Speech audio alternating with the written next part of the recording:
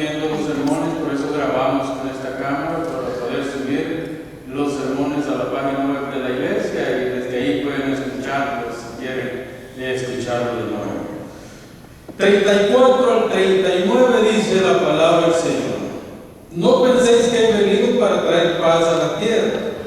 No he venido para traer paz sino espada, porque he venido para poner en disensión al hombre contra su padre, y a la hija contra su madre, y a la nuera contra su suegra, y los enemigos del hombre serán los de su casa. El que ama a padre y a madre más que a mí, no es digno de mí. El que ama a hijo, a hija más que a mí, no es digno de mí.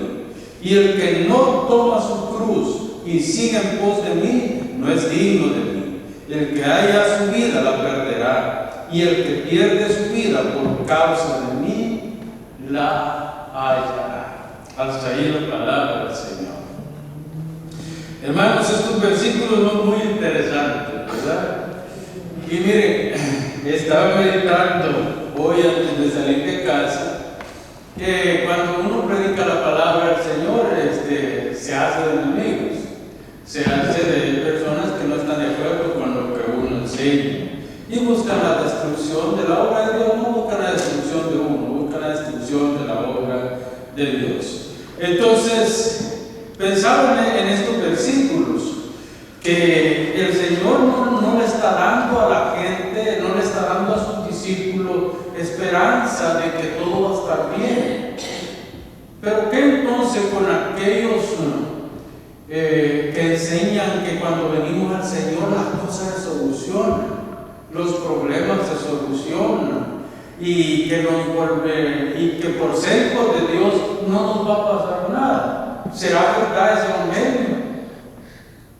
Porque el evangelio que estamos viendo plasmado, Mateo, es otro evangelio, no es ese que se predica muchas veces en los púlpitos, donde se le habla a la gente prosperidad, de que Dios ahora son príncipes y princesas en el Señor.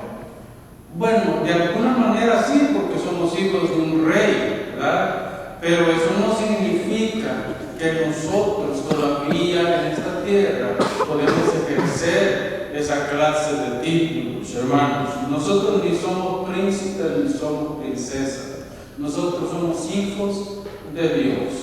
Y como hijos de Dios, nosotros vamos a ser perseguidos antes de ser bien recibidos, antes de que nuestro mensaje sea recibido, vamos a ser perseguidos por el enemigo. Jesús dice que vino para traer espada.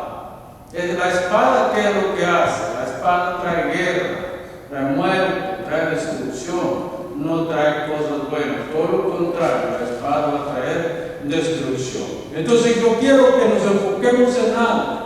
Cristo está encima de todo. Cuando yo digo encima de todo, está sobre todo y todos. ¿Por qué? Porque este es un principio y fundamento del cristianismo. Nosotros no somos los que estamos sobre, sino que es Cristo el que está sobre todo y sobre todos. Porque nosotros hablamos del señorío de Cristo. En otras palabras, Él es Señor de la iglesia y Él maneja el control de todo lo que pasa. ¿Qué significa entonces que el Señor está sobre todo? Significa reconocer que Cristo es superior a todo lo que pasa en este mundo. Su primacía divina es la que Él tiene. Él es superior en la vida, Él es superior en la muerte, Él es superior en la salvación y Él es superior en la creación. Cristo está sobre todo y somete a todo a su perfecta voluntad. Tres cosas son de las que voy a hablar en este sermón. La primera, Jesús es el fundamento de todo. Segundo, las divisiones por causa de Cristo. Hay divisiones por causa de Cristo. Y el tercero es, Dios es el centro de todo. Nosotros no podemos hablar de que Él es el primero de todo. Él es el centro de todo. Entonces, eso es lo que quiero que veamos. ¿Qué es más importante? De lo más importante importante para la iglesia tiene que ser conocer a ese Dios, conocer a Jesucristo, conocer cómo es que Él funciona, cómo es el que Él nos llama a funcionar en la vida y en la muerte, ¿sí? Esto es, desde aquellas dimensiones básicas de la vida hasta lo más profundo de aquellas cosas que suceden en nuestra vida. Así también, como comprendemos la vida y el mundo, como comprendemos lo que pasa a nuestro alrededor. Todo tiene que ser medido desde la balanza del Evangelio. Todo tiene que ser medido desde lo que Él es, desde lo que Cristo es. Hermanos, hace un tiempo tuve una conversación con una persona acerca de la fe cristiana. Esta persona se identificó como agnóstica. ¿Quién es una persona agnóstica? Alguien que cree en algo, ¿sí? En alguna totalidad, alguien que cree en algo, pero que Dios puede existir o no existir. O sea, no es un ateo declarado, pero tampoco cree en Dios abiertamente. Un agnóstico dice: si yo no puedo probar algo, no sé si existe o no existe. Puede haber la posibilidad de la existencia de algo.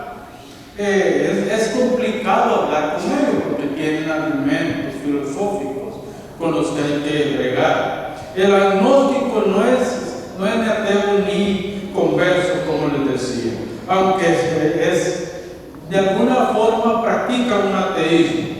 El agnóstico no acepta ni niega la existencia de Dios, porque no lo acepta ni lo niega, porque no se puede probar con un método científico. De hecho, a Dios no se puede someter a un método científico para probar su existencia.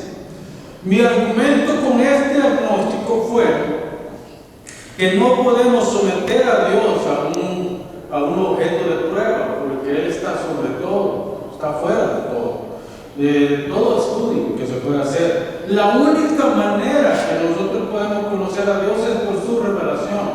Fuera de la revelación de Dios, Deuteronomio 29 al 29, lo que no está revelado es silencio para nosotros, no podemos decir nada al respecto. Entonces, además de eso, Dios es mucho más que un método científico. Dios es infinito, nuestra mente es finita, nuestras capacidades de raciocinio son finitas, pero Él es infinito. Entonces, fue una discusión larga, muy buena, por supuesto, pero larga. Entonces, viendo todo esto, me puse a pensar: Jesús es el que ha dado a conocer a Dios. Él ha revelado a Dios. Él nos ha enseñado quién es Dios. Entonces, nosotros a través de Jesús podemos argumentar lo que Dios es y lo que Dios hace. Ahora, vean bien, el fundamento de nuestra fe, el fundamento de nuestra fe es Cristo. Si nosotros sacamos a Cristo de este fundamento, quedamos en una casa establecida en la arena, quedamos en una casa establecida en tierra floja, que puede venir un terremoto, puede venir un viento recio y la casa se cae. Pero si nosotros establecemos nuestra casa en Cristo, nuestro argumento en Cristo, nuestra confianza, nuestra fe en Cristo, esa casa se mantiene sólida y firme. Y pase lo que pase, nosotros no nos caeremos. Nuestra casa, nuestra fe, lo que nosotros creemos no se caerá porque está establecido en Él.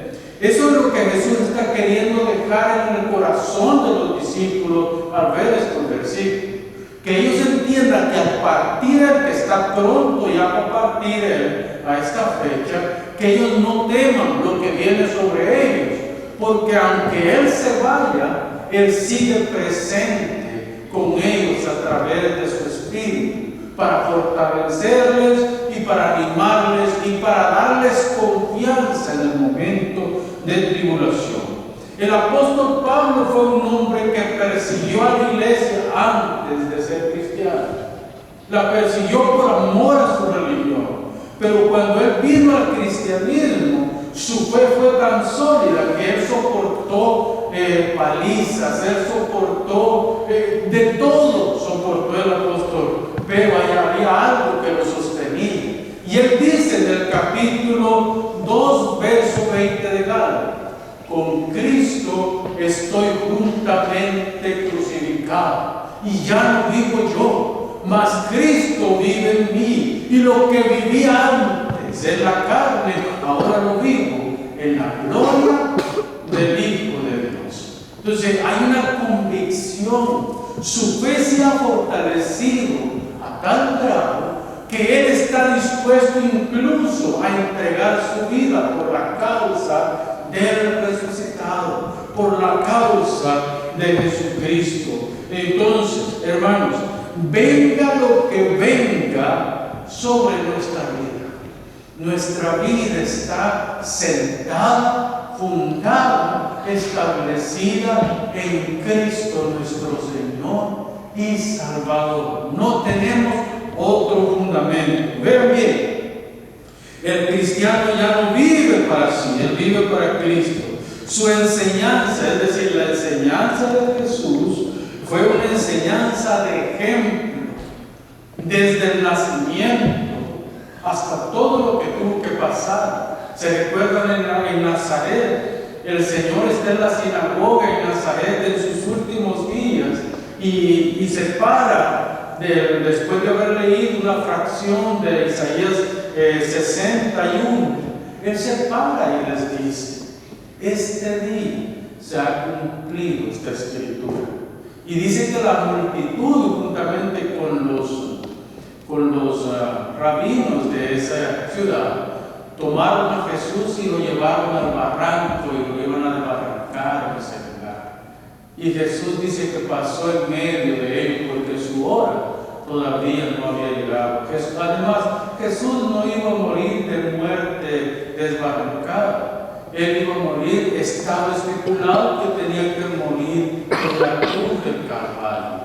Y mientras eso no se llevara a cabo, Jesús iba a salir triunfante en cada momento. Entonces, él fue ejemplo de perseverancia, fue ejemplo de muchas cosas. Hoy en el sermón estuve en la mañana acá en el servicio en inglés y estuvimos con mi hija analizando el pasaje que le dio el pastor que predicó. Fue Lucas capítulo 4, parece que fue, ¿verdad? Lucas creo que no fue capítulo 4. 4, 1 al 13. Del 1 al 13. Pero fíjense que es curioso. Mateo también 4 narra la misma historia. Es la tentación de Jesús en el desierto. Pero yo no había visto hasta hoy en la mañana, y he leído ese pasaje un montón de veces. Y hasta hoy en la mañana leí que Jesús los 40 días fue torturado por el enemigo. Y en mi mente, en mis estudios que yo he hecho, había visto que Jesús sufrió la tentación cuando determinaron los 40 días de ayuno. Pero no, la Biblia dice específicamente, y lo vimos en inglés, lo vimos en español, lo vimos en diferentes versiones, con mi hija mientras el pastor predicaba, y todos tienen una forma diferente, pero al final llegan a lo mismo, las traducciones. Y es de que Jesús, desde el día 1 hasta el día 40, fue atormentado por el enemigo. El enemigo lo estuvo zarandeando todo ese tiempo. Entonces, cuando uno ve eso, Jesús le está dando ejemplo vívido a sus discípulos de lo que Él sufrió. Y si Él sufrió, nosotros, ¿qué más podemos esperar de todo esto? Entonces, hermanos, debemos de ir. Su voluntad es perfecta. Son las que guían y sostienen nuestras decisiones y nuestra acción en la vida. Su ejemplo es el que nos sostiene. Su ejemplo es el que nos mantiene. Su ejemplo es el que nos lleva a conocer mejor a Él. Así es como Cristo se ha convertido en todo el fundamento de nuestro cristianismo. ¿Por qué importa esta enseñanza para nosotros? Pensemos, hermano, ¿por qué importa enseñanza para nosotros. Cuando usamos la enseñanza de Cristo como principio de vida, cuando usamos esta enseñanza como principio de vida, por atractivo que sea el mundo, por bueno que sea lo que el enemigo nos ofrezca, o por duro que sea, por el valle de sombra de muerte, por el valle de la persecución, por el valle de la angustia, si nosotros pasamos por ahí, vamos a pasar confiados en Cristo Jesús. Y no nos va a sorprender nada de esto. ¿Por qué? Porque Él es el que nos sostiene de esto. Si Cristo es nuestro consejero, hermanos amados, yo quiero que mediten ustedes. ¿Es Cristo el consejero de ustedes? Cuando van a emprender un trabajo nuevo, un negocio nuevo, cuando van a hacer algo, van a Cristo primero y después emprenden lo que van a emprender. Porque si hacen eso, yo no estoy diciendo que va a ser más fructífero si lo hacen así o no, pero tiene un fundamento. Estamos poniendo en las manos de nuestro Señor todo lo que somos y hacemos. Así es que nosotros tenemos que ir, ya que Él es la plenitud del gozo. El salmista en el Salmo 16, 11 dice, porque en ti hay plenitud de gozo, porque en ti se recrean mis entrañas, porque en ti se recrea mi inteligencia, porque en ti se recrea lo que yo soy, porque en ti hay plenitud de gozo. ¿Se dan cuenta de lo que está diciendo el salmista? No me importa lo que el mundo me traiga, en ti hay plenitud, y plenitud es algo completo, suficiente. En ti hay plenitud. Cristo, hermanos, por otro lado, nos protege del mal, ha puesto una valla alrededor de nosotros, nos abraza con su gozo. El apóstol Pablo dice en el capítulo 4, verso 7 de Filipenses, hermanos, que es un gozo que sobrepasa nuestras capacidades intelectuales. Es un gozo que vamos mucho más allá de lo que nosotros conocemos como gozo. Es un gozo que nos fortalece, nos vivifica, pero a la vez nos construye algo desde dentro de nosotros. Ese es el gozo que tenemos en Dios. La esencia del cristianismo es Cristo. Jesús es el centro de todas nuestras prioridades. Recuerden esto, hermanos. Si no pueden recordar nada más de todo este sermón, yo les pido que recuerden esto. Nosotros tenemos múltiples prioridades en nuestra vida, ¿verdad? Pues Jesús no es una prioridad, porque Jesús no puede ser una prioridad. Todo tiene que girar alrededor. Si vamos a hacer un círculo, todo tiene que girar alrededor de Cristo. Entonces, ¿quién es el centro de nuestras prioridades? Es Cristo. Él está en el centro de nuestra vida. Y lo que usted es, lo que yo soy, lo que somos todos en Cristo, hermanos, es lo que nos hace cristianos. Por eso debemos de toda la vida, Cristo debe ocupar el centro en todo lo que nosotros somos. Y ahora sí, vamos a ir versículo por versículo, como ya es costumbre con nosotros, a analizar el texto. Hay divisiones por causa de Cristo. Esto es lo que Jesús está diciendo. Yo quiero aclarar algo antes de continuar. No estoy hablando de que nosotros creamos las divisiones, ¿sí? No estoy hablando de que nosotros, por ser pleitistas, no sé si se entiende la palabra, en México no sé si se entiende la palabra pleitista, pero una persona que anda buscando cómo pelearse con las otras personas, ¿no? No somos nosotros los que buscamos los problemas. Si los problemas nos buscan a nosotros, debemos de reaccionar como cristianos. ¿Y cómo reacciona un cristiano a los problemas? Con paciencia, con mansedumbre y con temor templanza. ¿Sí? Anoche discutíamos un poco eso, ¿verdad? Hey, ¿es de cristiano dejar que todo el mundo pase por encima de nosotros? No, no. A veces hay que poner límites. Uno tiene que poner límites. En toda relación tiene que haber límites. Pero hay momentos que uno logra más quedándose callado o simplemente ignorando las cosas. Porque el que es bochinchero, dicen en El Salvador también, yo sé que son palabras muy tal vez centroamericanas, pero una persona bochinchera anda peleándose con todo el mundo y dice que es cristiano. No, un cristiano es una persona que refleja el fruto del Espíritu. ¿Y cuáles son las características del fruto del Espíritu? Amor, gozo, paz, paciencia, bondad, mansedumbre, templanza. Se me olvidó dos en unidad. Pero ya ustedes ya saben de lo que les estoy hablando, ¿verdad? Y el apóstol dice: contra esto no hay ley. Entonces, hermanos, vamos al texto. Dice el verso 34: no penséis que he venido para traer paz a la tierra. Jesús está sentando la base. Jesús dice: este mundo está cargado de engaño, de muerte, de frustración, de maldad. Yo he venido a empeorar las cosas. No crean que he venido a arreglar las cosas por el momento.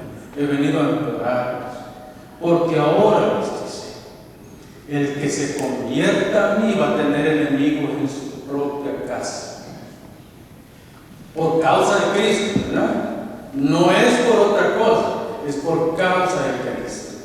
Si ustedes, por ejemplo, si una persona viene a Cristo por la obra del Evangelio, a veces la gente que más lo persigue son sus mismos familiares.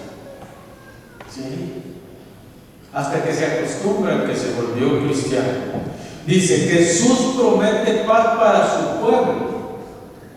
El Señor está cargado la Biblia de esperanza. Lucas 2:14 dice: hombres de buena voluntad. Pero ¿quiénes son los hombres de buena voluntad de los que está hablando Lucas acá? Son los cristianos.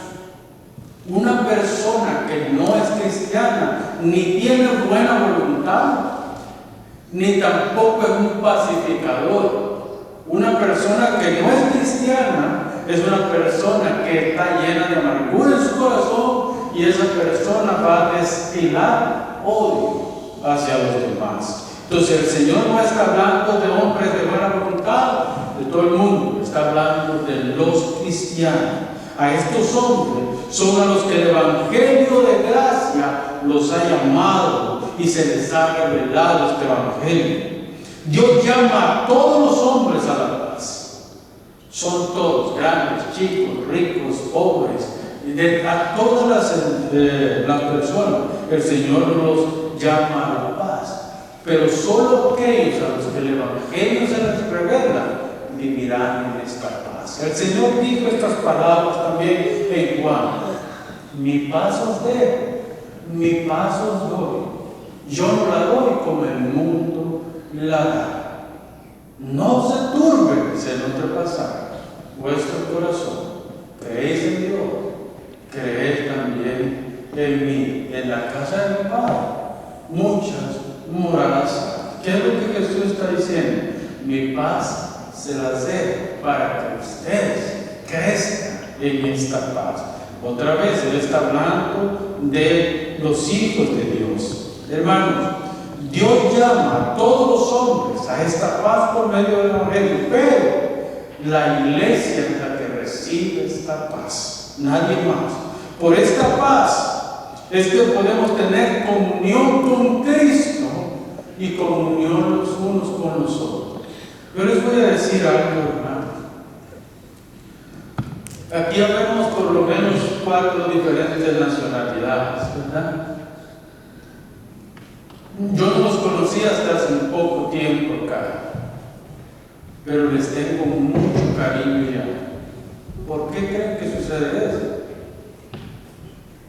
Porque hay algo que nos acerca que nos da a nosotros unidad, y es la sangre de Jesucristo. No tenemos la misma sangre, no corre por nuestras venas.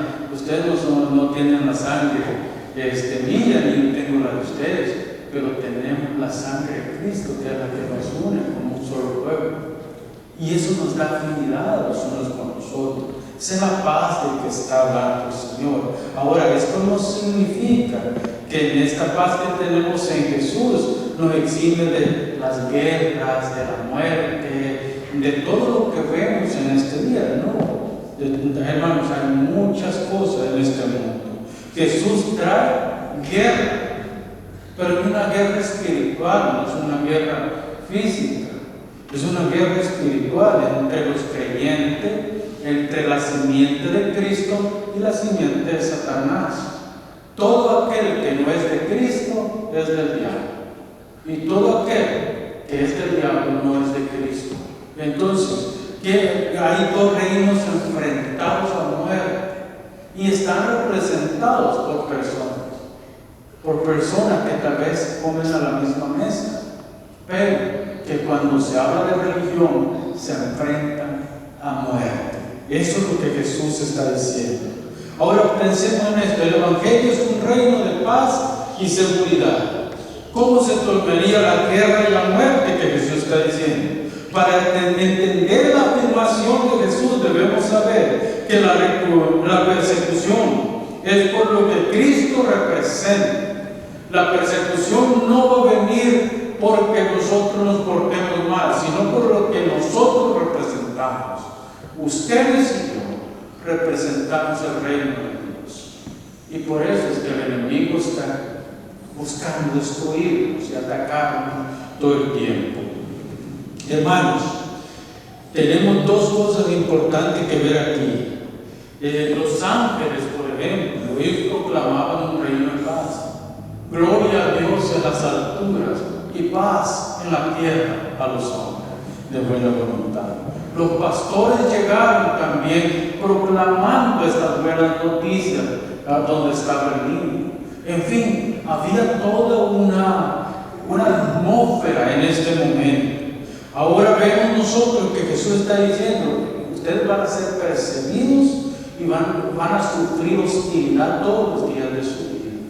¿Por qué? Porque hay una causa. El Evangelio, sacado de la palabra de Dios, hermanos, es una espada. Por eso vean la siguiente parte del versículo 34. No he venido a traer paz, sino espada. Fíjense bien. El Evangelio representado por el escritor de los Hebreos 4:12, dice que la palabra de Dios es como espada de dos filos, ¿verdad? Que penetra hasta las coyunturas. Las coyunturas es esa parte más delicada y más interna, más íntima del ser humano. Y penetra hasta ahí, ¿para qué? Para llamarlo al Evangelio. Entonces, una espada, ¿qué es lo que hace? La espada, cuando penetra, corta, ¿sí? Corta a la persona en pedazos. Lo mismo hace la palabra de Dios. Si el cristiano, por causa de Cristo, está expuesto a la muerte y a ser cortado por la causa del Evangelio, y que vivieron miles de cristianos, fueron mutilados, fueron cortados, fueron asesinados, fueron entregados a las fieras en el primer y segundo siglo, por la causa de Cristo.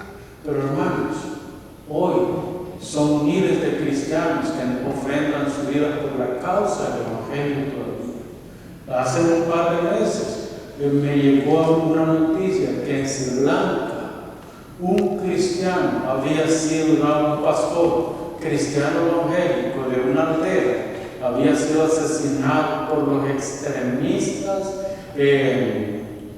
budistas. A puro palo, a puro garrote lo mataron. A puro garrote mataron a este pastor. ¿Por qué? Por predicar el Evangelio. Entonces, fíjese la idea que Jesús está dando, porque no habían armas automáticas, ni cañones, ni nada de eso que había en esta fecha. tenía de la fecha de Jesús. Pero Jesús dice, la espada los va a cortar a ustedes por causa del Evangelio. Pero además Jesús está diciendo que la palabra de Dios es espada que corta a la persona espiritualmente, lo hace añicos. La palabra de Dios nos destruye. La palabra de Dios nos hace pedazos. ¿Para qué? Para después Dios recoge cada pedazo y nos va reconstruyendo hasta formarnos a la medida de su Hijo.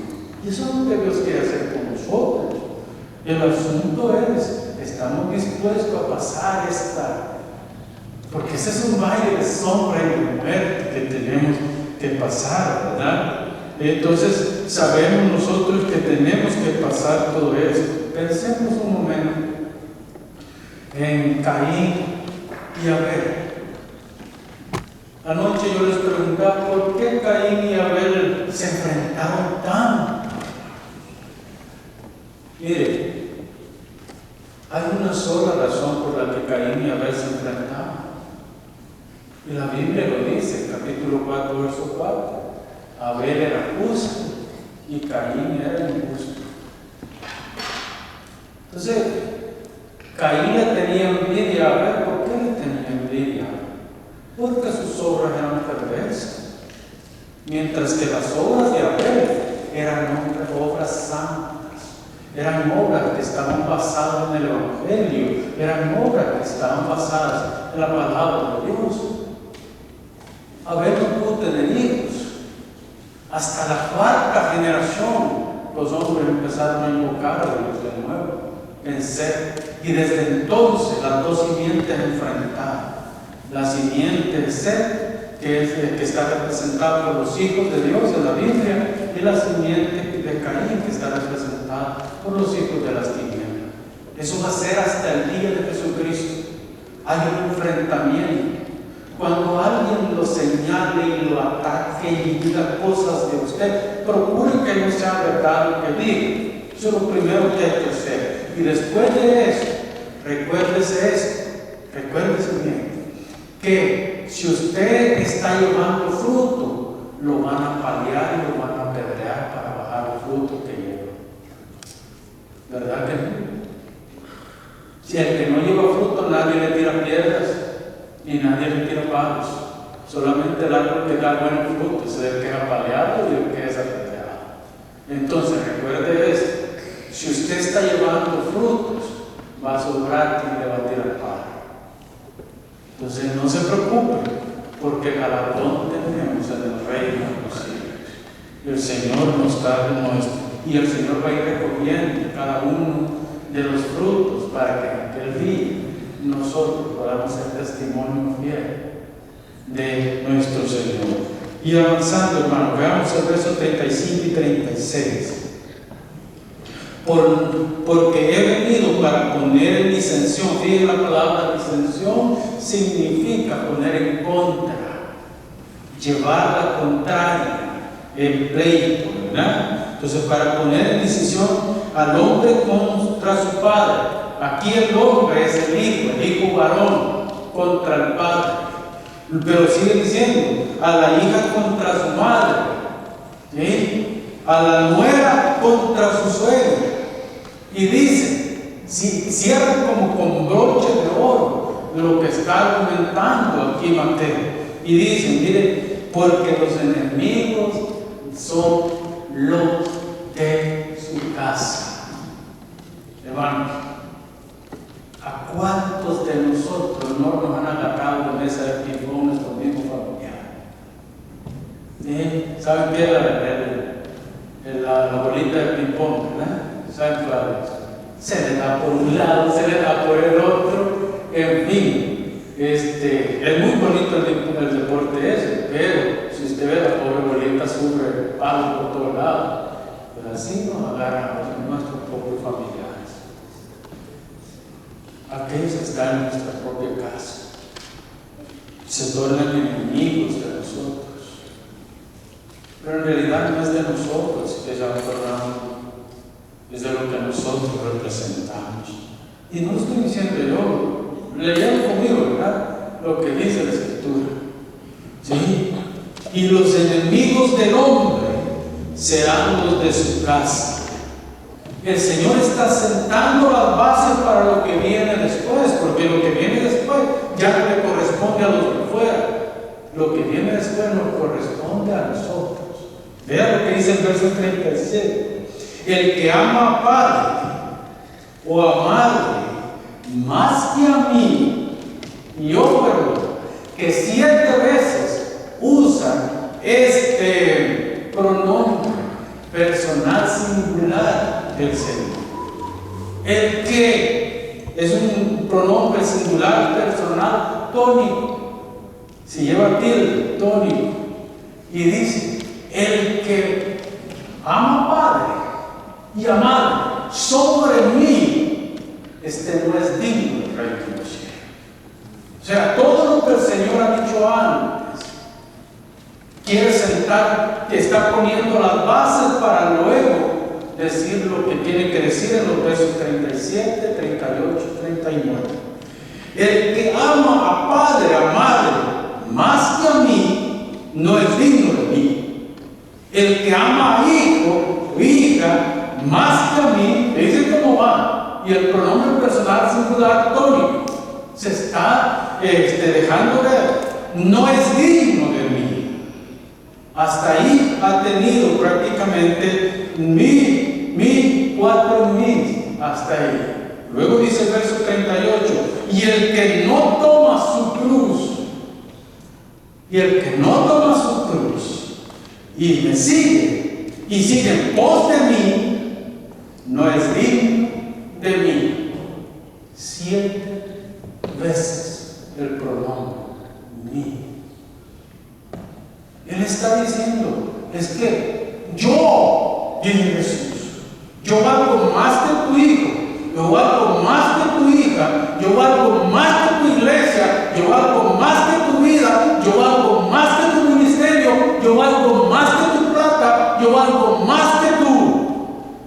Porque soy yo el que he hecho lo que he hecho por ti. Eso es lo que el Señor está diciendo. El que no deja padre, madre, hijos, mujer y todo por causa del Evangelio no es digno del reino de los cielos. Ahora, hermanos, yo no les estoy diciendo que se vayan a divorciar después de que saben de escuchar este sermón.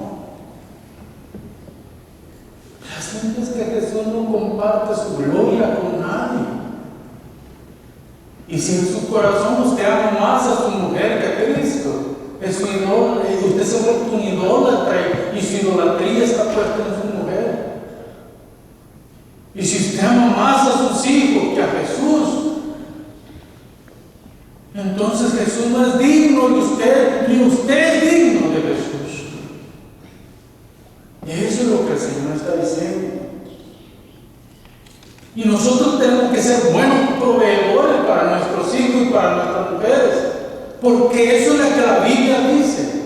Tenemos que proveer lo necesario para que vivan dignamente. Y si aguantamos, aguantamos todos.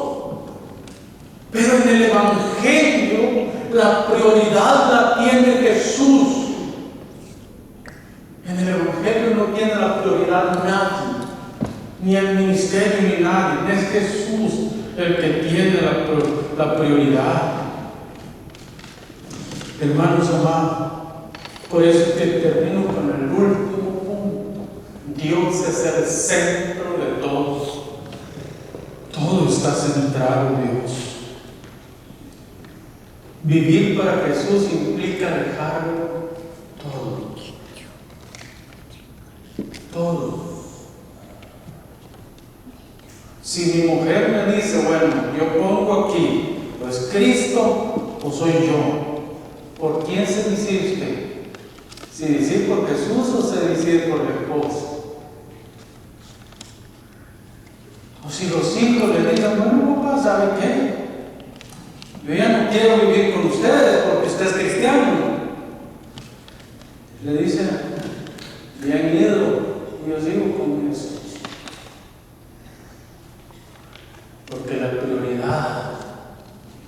centro de nuestras prioridades es Cristo Jesús. Hermanos, miren hermanos, hoy se puede ver el espíritu obstinado y rebelde de Caín en las iglesias. Nadie se quiere someter a nadie. Hay mucha rebeldía. Abel es el hijo de Dios, Caín es el hijo de las tinieblas.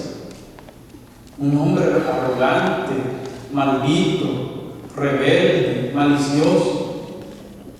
Pero en la Biblia también encontramos la rebeldía de Coré, Datán, Abiram y Temer se levantaron contra el liderazgo de Moisés. Dijeron, ¿cómo es eso que solamente a través de Moisés y de Aarón Dios habla? ¿Acaso nosotros no somos levitas también? Nosotros somos levitas también. Y conspiraron contra Moisés y Aarón. Y el pueblo de Moisés dijo, déjalos que conspiren. Ahora, mañana se verá y Dios escogerá entre ustedes y nosotros. Le dijo a Aarón, porque Moisés no podía ministrar en el templo. El sacerdocio se le fue dado a la línea de Aarón. Nadie más. Los demás podían ser levitas, podían ser músicos, podían tener otras actividades en la iglesia, pero solamente Aarón y su descendencia eran los sacerdotes que ministraban en el templo. Entonces le digo, traigan Coré, Abiram y Peler, todos sus incensarios mañana, y nos vamos a presentar delante de Dios. Y ellos van a presentar incienso y Aarón va a presentar incienso, y que Dios escoja quién es el que era escogido. Y dice que la ira de Dios se levantó. Le estoy hablando del capítulo 16 del Número, por si usted quiere leerlo cuando llegue a casa. Dice que Aarón se levantó de mañana, hicieron todo y dijo Dios a Moisés, dile al pueblo que se retire de las tiendas, de todo, y que no toquen nada de lo que es de esos 4 varones. Nada. Porque todo aquel que toque algo de estos 4 varones se va a morir con él este día. Así de que nadie va a tocar nada. Y que se aparten de las tiendas a una gran distancia. Y saben qué cosa, hermano, descendieron al infierno vivos todos. Todos.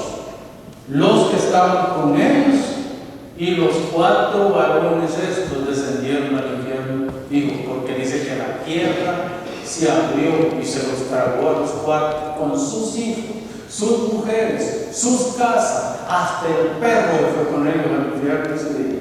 Ojalá que se hayan muerto los hermanitos antes de llegar al infierno. Pero descendieron al infierno, al Seol, dice el Espíritu, vivos, porque se levantaron contra los hijos de Dios. Así que, hermanos, miren lo que dice el verso 38 y 39. Y el que no toma su cruz y sigue en pos de mí no es digno de mí. El que haya su vida la perderá, y el que pierda su vida por causa de mí la hallará. En otras palabras, hermano, lo que está diciendo este texto es que aquel que es de Jesús y hace las obras de Jesús puede ser que muera en esta tierra en manos de hombres malvados, pero ha encontrado el reino de los cielos. Aquel que diga que reniegue de Cristo en esta tierra, en el día del Señor, el Señor dirá, yo nunca te conocí, maldito al fuego eterno. Termino con estas palabras. La única manera que el hombre puede ganar la gloria es viviendo para Cristo. De otra manera, ganará esta vida, pero perderá el reino de Dios. Y una vida abundante en Cristo se perderá también.